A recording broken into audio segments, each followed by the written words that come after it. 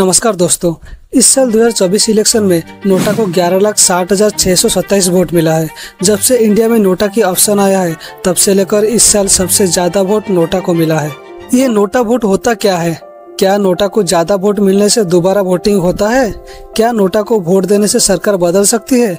चलिए डिटेल में बात करते हैं। वीडियो शुरू करने से पहले अगर आप हमारे चैनल को सब्सक्राइब नहीं किए तो सब्सक्राइब कर दीजिए और वीडियो अच्छी लगे तो वीडियो को लाइक कीजिए। नोटा वोट को ग्रीस, कोलंबिया और स्पेन में व्हाइट वोट कहा जाता है।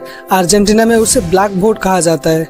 यूक्रेन में उसे अगेंस्ट ऑल कहा जाता है और इंडिया में उसे नोटा वोट कहा जाता है। ये बहुत सारी कंट्री में यूज होता है अलग अलग नाम से। अर्जेंटीना में अगर आप किसी को वोट नहीं देना है, बैलेट पे किसी का नाम नहीं लिखना है तो एक ब्लैंक बैलेट डाल देना होता है, उसे ब्लैंक वोट बोला जाता है। नॉर्वे में ये मैंडेटरी है और वोटर को एक ब्लैंक बैलेट देना होता है वोट देने का टाइम पे। सर्बिया के देश में एक none of the above party बना दिया और 2012 के इलेक्शन में एक सीट 22,000 वोट से जीत भी गया। इंडोनेशिया की शहर माक्सारा में 2018 की मेयर इलेक्शन में सिर्फ एक ही कैंडिडेट खड़ा था और दूसरा ऑप्शन था नोटा। वहां पे नोटा को ज्यादा वोट मिलने से इलेक्शन दोबारा करना पड़ा।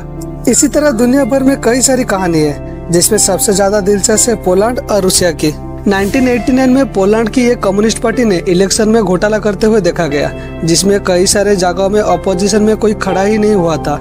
उसके बाद लोगों ने बैलेट पेपर में क्रॉस मार करके डाल दिया, जिससे वहां की सरकार को दोबारा इलेक्शन करना पड़ा और दोबारा इलेक्शन में वहां की सिटिंग प्राइम मिनिस्टर को सत्ता से हटा दिया गया।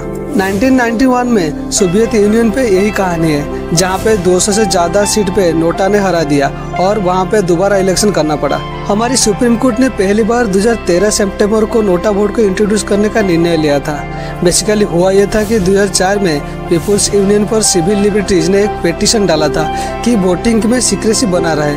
इसके बेसिस पे इंडिया में पहली बार 2013 इलेक्शन में नोटा ऑप्शन को इंट्रोड्यूस किया गया था, सुप्रीम कोर्ट की 3 जज की बेंच बनाकर। इसको लेकर हमेशा डिबेट होता रहा कि अगर नोटा को सबसे ज्यादा वोट मिल गया तो क्या होगा। इसको लेकर अब तक सुप्रीम कोर्ट ने बोला है कि जो सबसे ज्यादा वोट मिलेगा वो विजेता घोषित कर दिया जाएगा। नोटा वोट को लेकर सुप्रीम कोर्ट में एक पिटीशन डाला गया है कि जब नोटा को ज्यादा वोट मिलेगा तो इलेक्शन को नोल और वॉइड कर दिया जाएगा। हालांकि ऐसा कभी इंडिया में अभी तक हुआ नहीं है। इसका मतलब कि किसी कैंडिडेट को लोगों ने पसंद नहीं किया तो नोटा को वोट दे सकते हैं। इस साल 2024 के इलेक्शन में पिछले सारे रिकॉर्ड तोड़ते हुए 11,60,627 वोट मिले हैं नोटा को। इससे पता चलता है कि 11,60,627 वोटर खड़े हुए सारे के सारे उम्मीदवार को पसंद नहीं करते हैं। सबसे ज्यादा वोट मिला है नोटा को मध्य प्रदेश के इंदौर शहर में, जो कि 2,02,212 वोटर नोटा को वोट डाले हैं।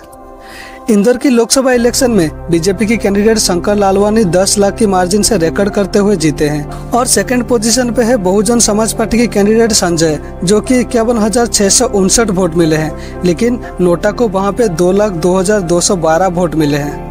एक्चुअली हुआ यह था कि 29 अप्रैल को कांग्रेस की एक उम्मीदवार अक्षय कांतिबम बीजेपी के कुछ समर्थक के साथ मिलकर नॉमिनेशन वापस ले लेता है। कांग्रेस के पास टाइम नहीं था कोई दूसरा कैंडिडेट को टिकट देने के लिए और कांग्रेस ने सबको बोला कि नोटा को वोट देने के लिए। ये जो नोटा को इतना वोट मिला है ये पहली बार हुआ है। इसका पहले 2019 में बिहार की गोपालगंज लोकसभा सीट में नोटा को 51,660 वोट मिला था, जो कि लगभग 5% ऑफ द टोटल वोट था। 2014 के इलेक्शन में तमिलनाडु की नीलगिरी लोकसभा सीट में नोटा को 46,559 वोट मिला था, जो कि लगभग 5% ऑफ टोटल वोट था।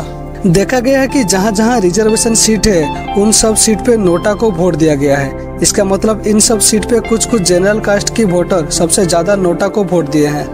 सुप्रीम कोर्ट का कहना है जब नोटा को सबसे ज्यादा वोट मिलेगा तब सेकंड पोजीशन वाले को विजेता घोषित कर दिया जाएगा। मेरा मानना है कि अगर नोटा को सबसे ज्यादा वोट मिल जाता है तो इलेक्शन को नूल और वॉइड डिक्लेयर कर दिया जाए और सारे के सारे खड़े हुए कैंडिडेट को रिप्लेस करके नया कैंडिडेट दिया जाए। क्या ये सिस्टम पूरी नेशन वाइज लगा देना चाहिए? आप लोगों को क्या लगता है कमेंट बॉक्स में बताइए। जय हिंद।